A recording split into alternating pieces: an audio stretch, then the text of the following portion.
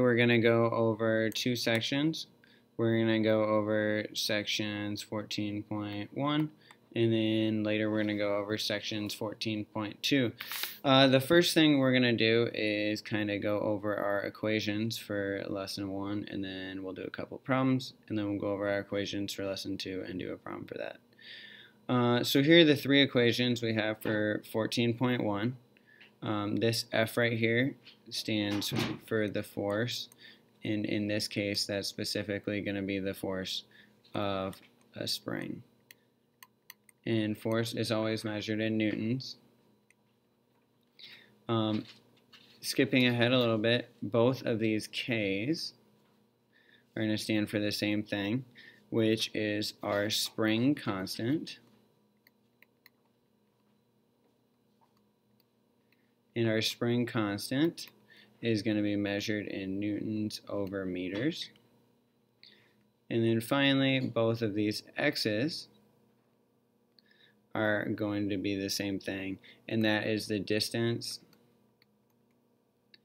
this spring is compressed or stretched. And distance is always going to be measured in meters. And then finally, this is just the potential energy of the spring, and all energy is measured in joules. So we have our first two equations, this one for the force of a spring, this one for the potential energy of a spring. 1/2 kx squared, and F is equal to negative kx. This negative sign, just to address that, won't matter too much in your math. What it's really doing is telling you direction, and it's telling you that if your distance is in one direction, the force is going to be in the opposite direction because, well, it's a spring. The last equation we have skips from springs to pendulums, and it is telling us that the period, and you should remember period for the next lesson, period is measured in seconds, so that's the time it takes to go back and forth. The period is equal to 2 pi, and then this L stands for the length, and length, just like distance, is going to be measured in meters, and then G stands for acceleration due to gravity.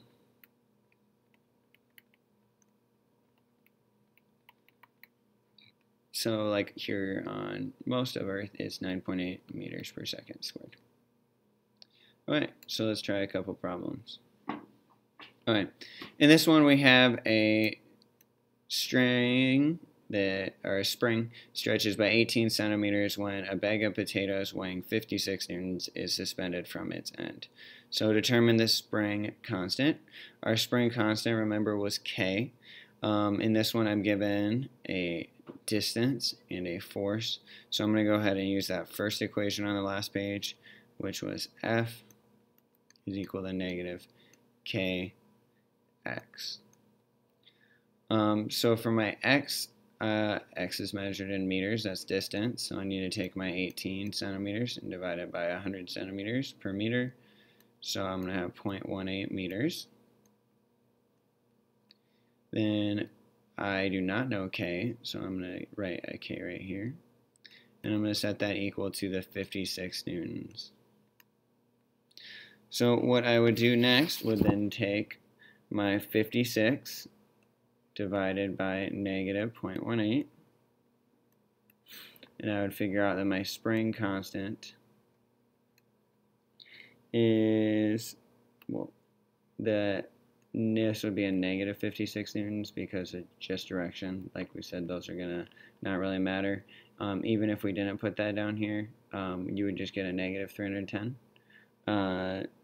newtons per meter. And remember that our spring constant is always going to be positive. So if you end up getting a negative sign, just know spring constants are going to be positive, and the negative signs are just describing the direction. So I'd get 310 newtons per meter. The next one is pretty similar. How much elastic potential energy does the spring have when it's stretched this far? So I can use my next equation, which was PE, is equal to 1/2 kx squared. So I'm going to take that x from up there and go 0.18 squared times k is what we found, so times 310 times 0.5. And if I plug that into my calculator, I will get my second answer of 5 joules.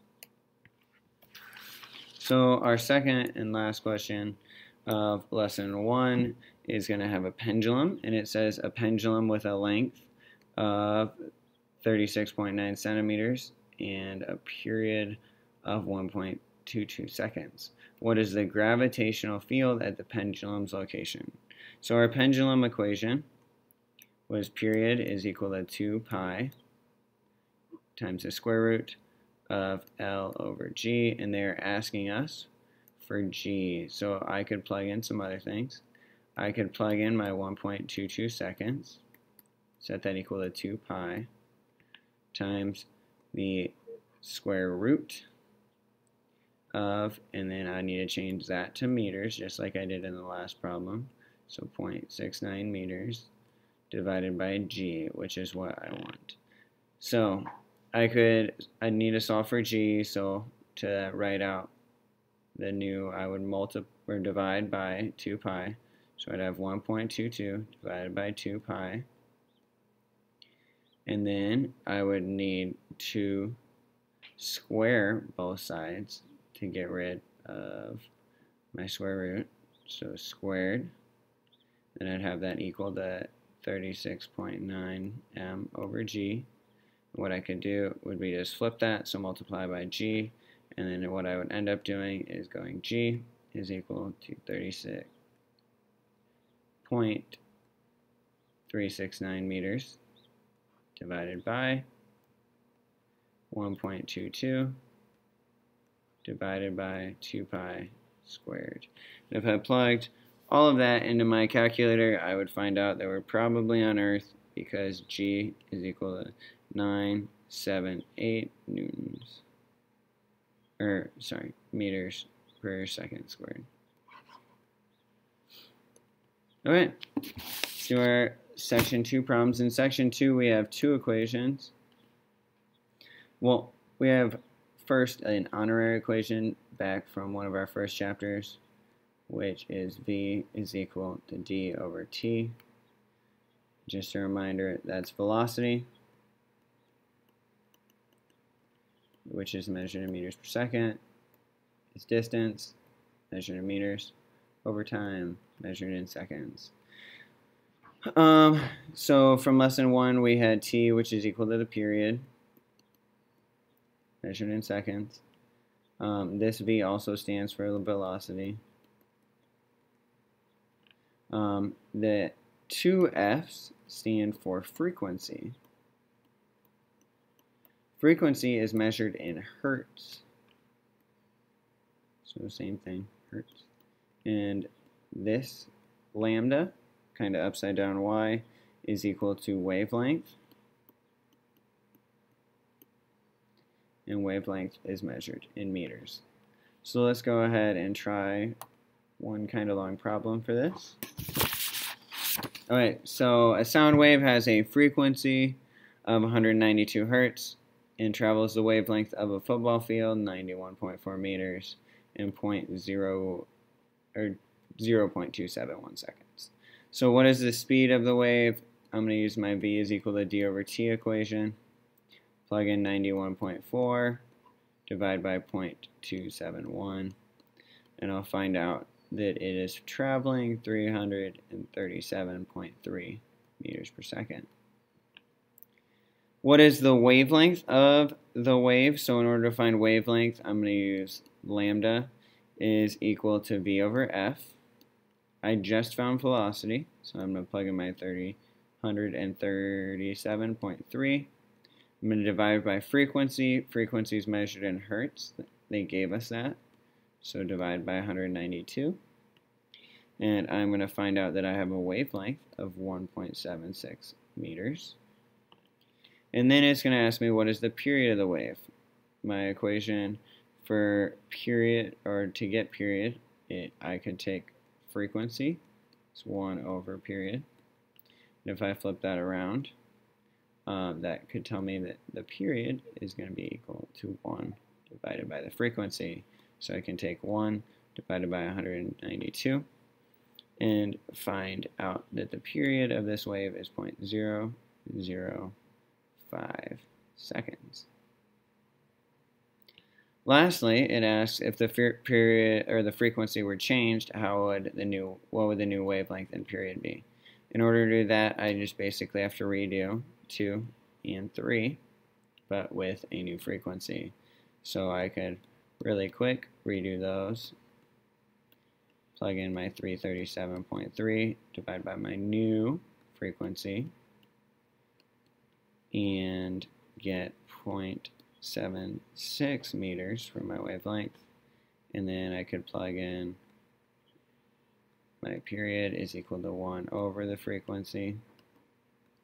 So 1 divided by 442 would give me a new period of 0.0012 seconds. Anyway, I hope you guys are still doing pretty well in this chapter. Hopefully this will just help you review and be ready for our test. Thanks, guys.